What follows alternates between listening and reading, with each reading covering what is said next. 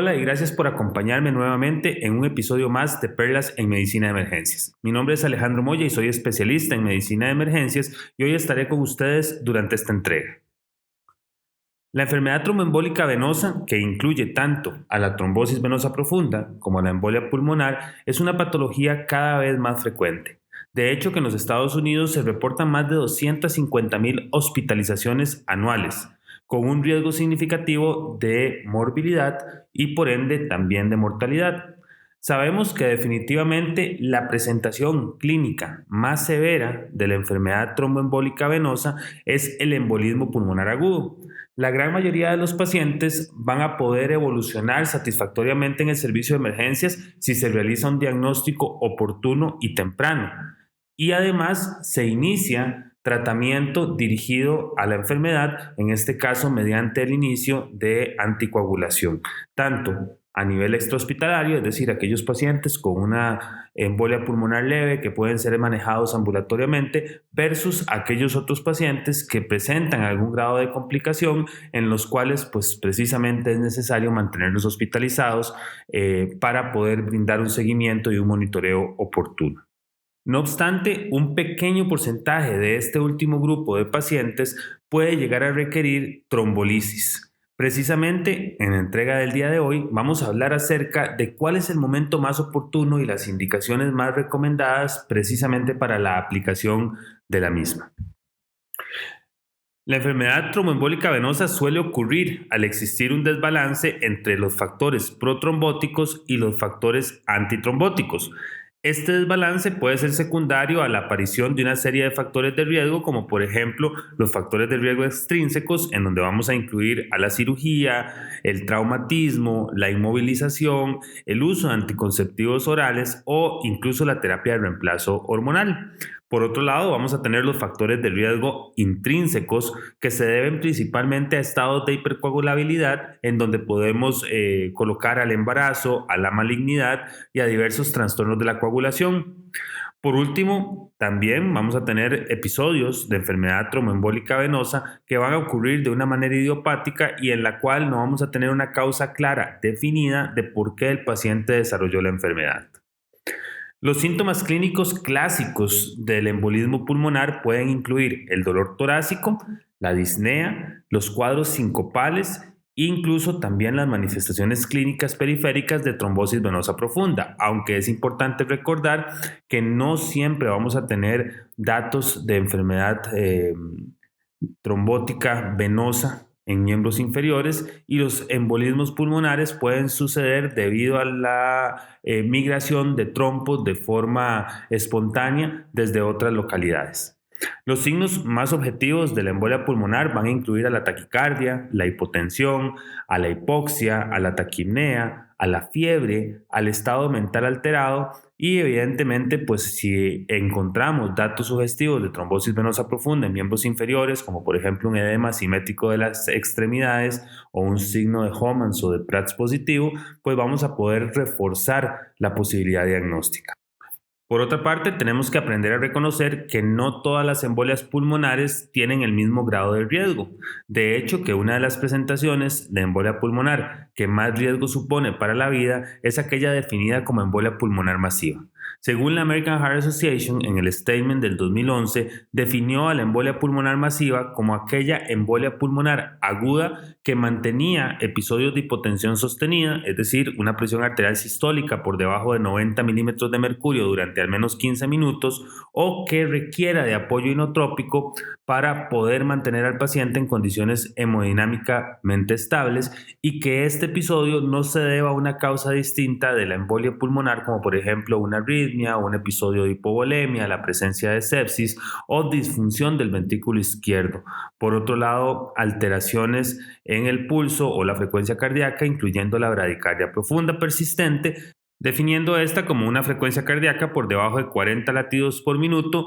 con signos o síntomas de shock. Finalmente, existe otro concepto también que es el de embolia pulmonar submasiva, en la cual no existe una evidencia de choque claro asociado a la embolia pulmonar, pero sí podemos encontrar datos de sufrimiento miocárdico, es decir, datos de dilatación o compromiso de cámaras derechas, en cuyo caso podríamos hacer uso de los biomarcadores de lesión miocárdica, como por ejemplo la troponina, o de aquellos de estrés del miocardio, como por ejemplo el ProBNP. Entonces, en resumidas cuentas, la embolia pulmonar masiva va a ser aquel episodio de embolismo pulmonar en donde, sin mediar otra causa, el paciente se encuentra hemodinámicamente inestable. Y tromboembolismo pulmonar submasivo en aquel paciente que no se encuentra hipotenso, pero que tiene datos indirectos de sufrimiento de cavidades cardíacas mediante la elevación de los biomarcadores. El diagnóstico diferencial para un paciente que presenta síntomas de embolia pulmonar masiva van a incluir al síndrome coronario agudo, al taponamiento cardíaco, la disfunción valvular, el edema pulmonar agudo, el neumotórax y la disección aórtica. Cuando se le presente a usted un paciente en el que está considerando estos diagnósticos, la ecografía transtorácica al pie de la cama del paciente puede resultar de gran utilidad. En este escenario puede que no sea factible transportar a un paciente inestable para que se le realicen estudios radiológicos fuera del servicio de emergencias, por lo cual el point of care va a resultar sumamente útil para poder realizar un diagnóstico diferencial oportuno. Los hallazgos ecográficos asociados con la embolia pulmonar masiva van a incluir la dilatación del ventrículo derecho o la vena cava inferior, la disfunción del ventrículo derecho, el aplanamiento del septum interventricular y datos sugestivos de hipertensión pulmonar. El médico, mediante el point of care ultrasound, también puede buscar signos de trombosis venosa profunda realizando ultrasonido por compresión en las extremidades inferiores. U de otra manera, si no es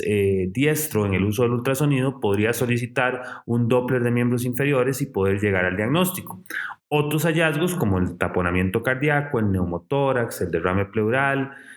también pueden confirmarse mediante una ecografía point of care, lo cual ayuda a los médicos del servicio de emergencias a establecer un diagnóstico con suma rapidez. Entonces, en este punto la pregunta sería, ¿cómo la embolia pulmonar puede comprometer la circulación y eventualmente llevar al paciente a un estado de shock? La embolia pulmonar aguda tiene la capacidad de interferir con la circulación y llevar al paciente a un estado de choque si existe más de 30 al 50% del área total del lecho arterial pulmonar ocluida por este émbolo. Esto genera un incremento de la presión de la arteria pulmonar que es rápido y significativo. Además, la pérdida del intercambio gaseoso o la hipoxia local va a inducir vasoconstricción del lecho pulmonar, lo que conduce a un aumento adicional de las resistencias vasculares pulmonares. Como tal, el aumento brusco de la resistencia vascular pulmonar más el incremento de la presión en la arteria pulmonar producto de la embolia da como resultado un aumento en la presión de las cavidades derechas, sobre todo del ventrículo derecho, llevando al mismo a que se dilate. Y esto va a generar que el aumento de presión dentro del ventrículo derecho empuje el septum interventricular hacia el lado izquierdo, lo cual hace que el llenado del ventrículo izquierdo, sobre todo en la diástole temprana, se vea afectado y eventualmente se va a reducir el gasto cardíaco, va a llevar al paciente a un estado de hipotensión e inestabilidad hemodinámica y finalmente a un choque obstructivo. Los pacientes que presentan síntomas de embolia pulmonar masiva deben recibir atención inmediata, como siempre, mediante el inicio de un ABC temprano.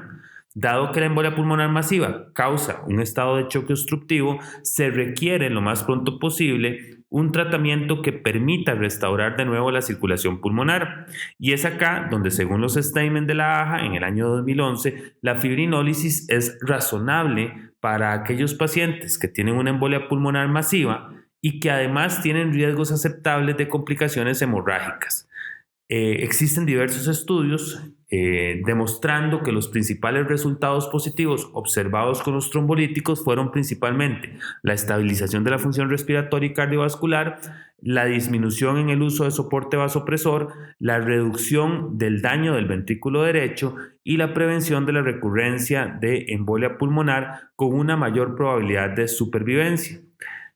Dentro de los efectos adversos esperados con la trombolisis, principalmente vamos a encontrar aquellos de origen hemorrágico, en donde podemos tomar en cuenta a la hemorragia intracerebral y un mayor riesgo de hemorragias menores, lo cual hace que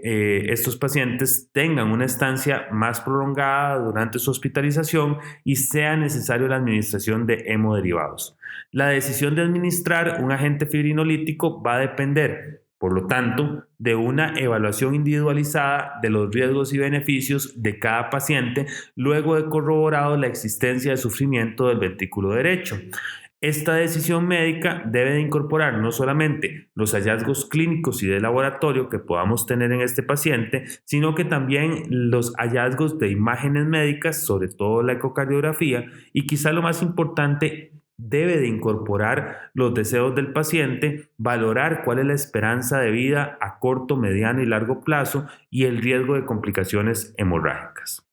Una herramienta que puede ser de suma utilidad para calcular la mortalidad esperada en un paciente con embolia pulmonar es el PESI score. Como ustedes pueden ver en la pantalla, el PESI score toma una serie de variables y le asigna un puntaje. Luego de asignarle ese puntaje, una vez realizado el score, nos cataloga al paciente dentro de una clase de riesgo y con esto nos predice una mortalidad esperada. Dentro de las variables que utilizamos para calcular este score, vamos a tener la edad por arriba de 80 años, la historia de malignidad activa, la presencia de falla cardíaca congestiva, la presencia de enfermedad pulmonar obstructiva crónica, una frecuencia cardíaca por arriba de 110 latidos por minuto, una presión arterial sistólica por debajo de 100 milímetros de mercurio y una oximetría de pulso por debajo del 90%. Luego de asignados los valores a cada una de estas variables, vamos a poder dividir al paciente en 5 grandes clases. La primera es la clase 1, en donde el paciente va a tener un muy bajo riesgo de mortalidad, generalmente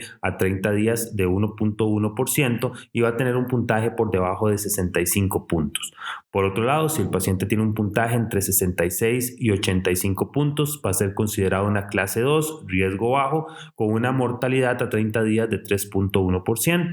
Si el paciente tiene un puntaje entre 86 y 105 puntos, va a ser considerado clase 3, riesgo intermedio, con una mortalidad esperada a 30 días de 6.5%. Si el paciente tiene entre 106 y 125 puntos, va a ser considerado clase 4, con un riesgo de mortalidad a 30 días de 10.4%. Y si tiene más de 125 puntos, va a ser considerado un paciente de muy alto riesgo o clase 5, en donde la mortalidad esperada a 30 días es de al menos 24.5%. Y con esto, pues puede ser de gran utilidad para poder decidir si el paciente requiere o no requiere el inicio de un trombolítico. Una vez que se ha tomado la decisión de administrar la terapia trombolítica, el agente trombolítico se va a administrar típicamente a través de un catéter intravenoso periférico en forma de infusión. La dosis de infusión recomendada por la FDA hasta el momento para la trombolisis en pacientes con embolia pulmonar masiva es el uso de 100 miligramos de alteplasa en infusión continua durante 2 horas. Tenemos que recordar que muchas veces estos pacientes ya han sido previamente anticoagulados. Si usted tiene un paciente con una embolia pulmonar de alto riesgo,